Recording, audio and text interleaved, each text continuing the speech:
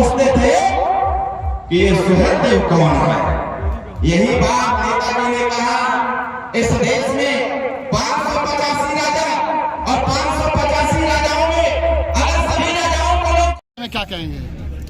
देखिए, ये हर साल की तरह इस साल भी चक्रवर्ती सम्राट राष्ट्रवीर राजभर महाराजा सुहेलदेव राजभर जी का 1015वीं जयंती थी और ये जयंती का कार्यक्रम लगातार 11 फरवरी से लगातार चल रहा है।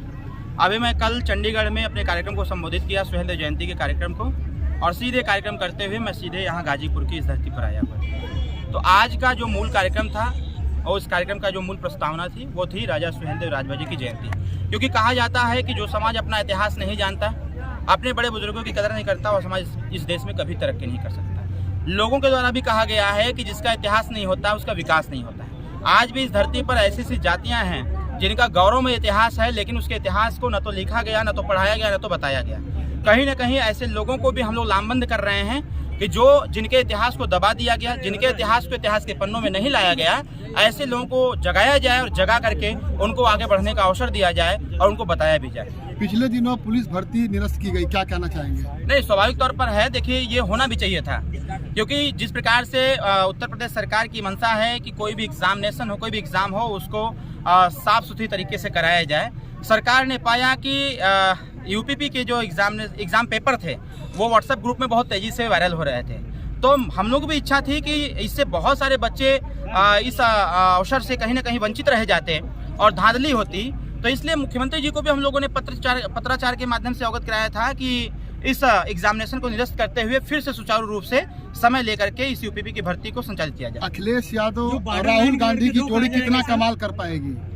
कुछ नहीं कमाल कर पाएगी। वो 22 में हम लोग थे साथ में, इसलिए कमाल कर दिए। आप पहले से भी सुन रहे हैं हम लोगों की बाइट को कि 80 की 80 सीट हम लोग इस बार जीतेंगे।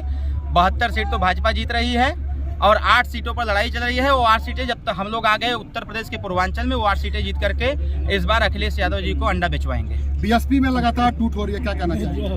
अब बीएसपी में उनके संगठन स्वाभाविक तौर पर है, जब संगठन काम नहीं करेगा तो लोग बैठ के थोड़ी मजा लेंगे वहाँ पर। और उनके लोग तो हम लोगों की पार्टी से संपर्क में है, बहुत सारे लोग बीएसपी के लोग ज्वाइन कर रहे हैं। अभी 29 तारीख को हम लोग सोनभद्र में बड़े पैमाने पर बहुजन समाज पार्टी के बड़े से छोटे नेता सभी लोग ज्वाइन करेंगे। ऐसा है कि पार्टी चलाने के लिए जमीन पर उतरना पड़ता है। बहन मायावती जी नहीं कर पा रही हैं, तो उनके भी कार्यकर्ता पदाधिकारी इस चीज़ को देख रहे हैं। उनको जहाँ सम्मान मिल रहा है, जहाँ काम करने का अवसर मिल रहा है, वहाँ जा रहे हैं। समाजवादी पार्टी ने गाजीपुर से अफजाल अंसारी को टिकट दिया, अखिलेश के पीडीए का कितना असर पड़ेगा? कोई असर नहीं है। अखिलेश जी का पीडीए है कहाँ?